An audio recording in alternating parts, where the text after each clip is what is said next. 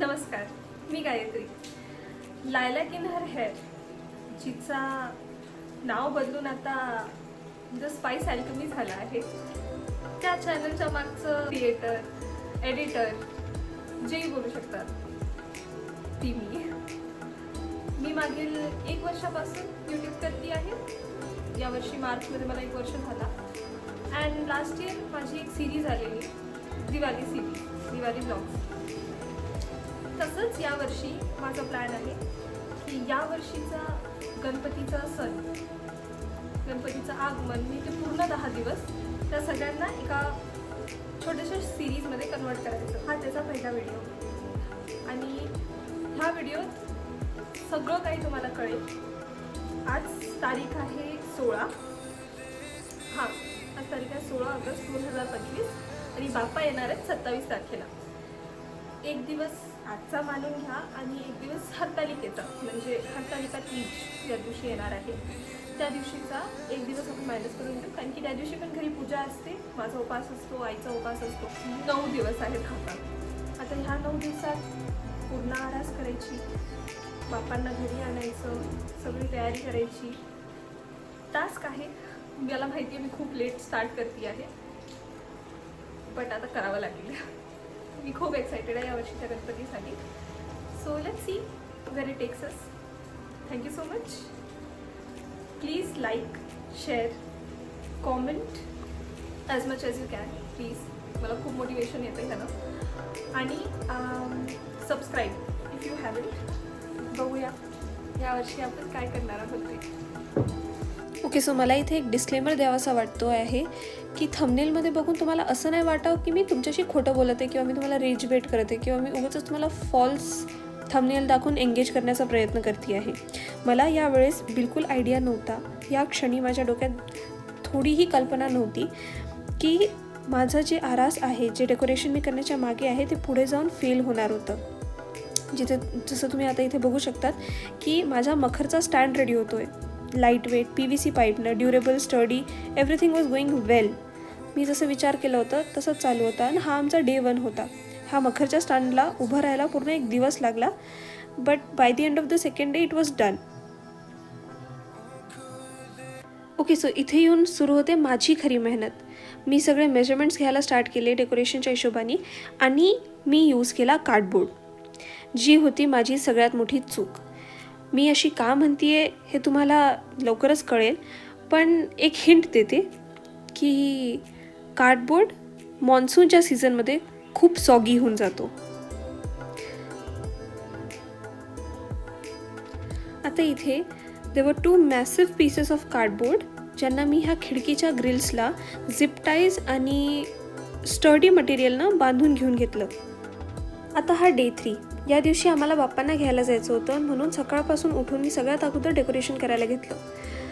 जर तुम्हाला आतापर्यंत कळालं नसेल पडद्या आणि हे व्हाईट शीट्सवरून, तर यावर्षीचं डेकोरेशन होणार होतं केदारनाथ थीमवरती. आता पुढे जाऊन ह्याच शीट्स आणि ह्याच कार्डबोर्डनं काय चूक झाली ते तुम्हाला कळेलच. आता इथे मी आणि माझी आई सगळ्या लाईटिंग्स चेक करून घेत होतो. सगळं काम व्यवस्थित चालू होतं आणि संध्याकाळी मी आणि माझे बाप्पांना घ्यायला गेलो. आता मी गावात राहते आणि मला वाटलं नव्हतं मला गावात इतके छान, इतके रेखीव बाप्पा भेटतील. पण जेव्हा मी ह्यांना लाईव्ह पेंटिंग करताना बघितलं, माझ्या अंगावर शहारे आले. किती सुंदर असतं ना हे सगळं. कला देणारेही बाप्पा आणि त्या कलातून उभरून येणारेही बाप्पा. खरंच खूप सुंदर सुंदर बाप्पा होते इथे. मला तर समजतच नव्हतं कोणते आणावे घरी, पण शेवटी आम्ही एक फायनल केले आणि घरी घेऊन आलो.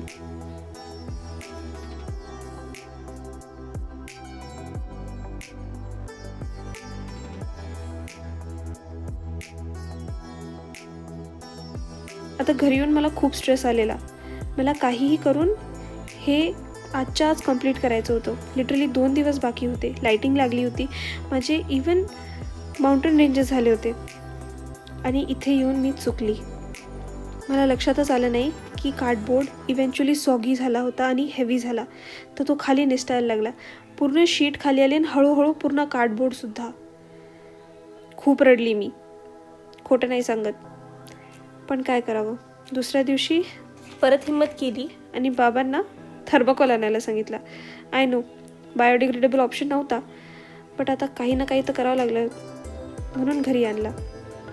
या दिवशी माझा उपवास होता हरतालिकेचा आणि मी 5 तास एकसारखी बसून हे पूर्ण हातानं पेंट केलं. Worth it. मग संध्याकाळी 7 वाजताच्या मुहूर्तावर मी आणि आईनं पूजा केली. ही आमची हरतालिकेची पूजा. आणि फायनली उपवास सोडून रात्री 11 वाजता मी आणि माझ्या बाबांनी हे डेकोरेशन कंप्लीट केलं. आता हे आमचं केदारनाथ धाम गणपती आगमनाच्या लिटरली 12 तास अगोदर झालेलं, पण कंप्लीट आणि खूप सुंदर. ह्याच्या मागची मेहनत आणि त्याच्यात मोडलेली कंबर दोन्हीही मला खूप काही शिकून गेले. आता तुम्हाला सांगते की लिटरली 12 तासात आम्ही काय काय केलं. आईनं आयडिया दिला की मागचा कार्डबोर्ड काढून पडदा लावा, त्यानं जे मला व्हाईट स्नोचा इफेक्ट पाहिजे होता ते मेंटेन राहील. म्हणून मागचा कार्डबोर्ड काढून पडदा लावला आणि त्या पडद्यावरती हे मंदिर मी आणि बाबांनी स्टिच केलं. नशीब मागे ती खिडकी. आणि हे आता तुम्ही माउंटेन रेंजेस बघत आहेत, हे माझ्या इनिशियल प्लॅनमधले माउंटेन रेंजेस होते कार्डबोर्डचे, ज्यांच्यामुळे ती पूर्ण कार्डबोर्ड खाली सरकला होता. मला त्याला उगाचच फेकावं वाटलं नाही म्हणून मी ते इथे युटिलाइज करून घेतले. दिसत तर छान होते. आणि आता सर्व भक्तांसारखे आम्ही फक्त आमच्या बाप्पाला ह्या आरासमध्ये बघायला एक्सायटेड होतो. खूप थकलेले आणि खूप एक्सायटेड होतो.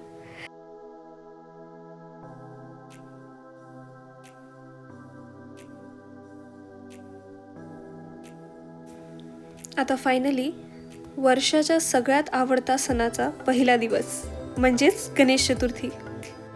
आई सकाळी आंघोळ करून लगेच पुरणाच्या स्वयंपाकाला लागली आणि तिनं सांगितलं की पूजेची सगळी तयारीची जबाबदारी माझी. ठीक आहे, जबाबदारी घेतली, पण ती किती कठीण असते हे कळालं. लहानपणी खरंच वाटायचं की पुरणाचा स्वयंपाक असेल हार्ड, पूजेचं तयारी कितीच हार्ड असणार आहे, पण खूप मेहनत लागते त्याला पण. तर मी सगळ्यात पहिले आईनं जे दिले ते सगळे फळं पचखाद्य आणून ठेवले. आंब्याचे पानं जे खूप शुभ मानले जातात ते लावले. देवाचं ताट काढलं. आता आपल्या सणासुदीचं सगळ्यात टीडीएस काम म्हणजेच वाती वळणं. दिव्याच्या वाती, समईच्या वाती, फुलवाती, छोट्या वाती, मोठ्या वाती. किती जरी अवघड म्हटलं ना तरी मनाला खूप शांती देऊन जाते हे सगळं. आणि आता हे बघा आमचे बाप्पा. आणि आता फायनली आरतीची तयारी. देवासाठी हार, त्याचा दुर्वा, पूर्ण नैवेद्य, पचखाद्य, त्यांचे फ्रूट्स, 21 मोदक, 21 कणकेचे दिवे, धूप, दीप, समई, हे सगळं झाल्यानंतर आरतीची सुरुवात करू शकतो.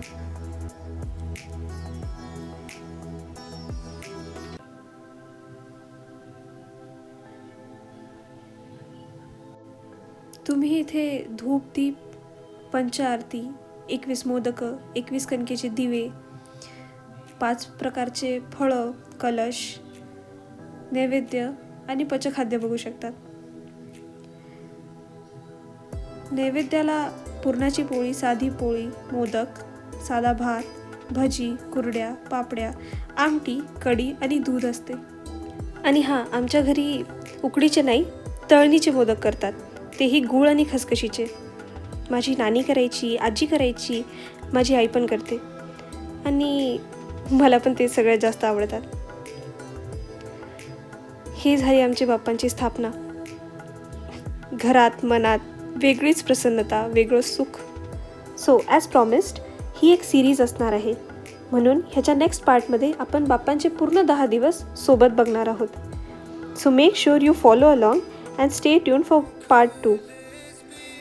आता संध्याकाळच्या आरतीनंतर घर काही असं दिसत होतं आणि बाप्पांची आरास अजून उठून दिसत होती. बोला Ganpati Bappa Morya. Thank you so much for watching and make sure you like, share and subscribe.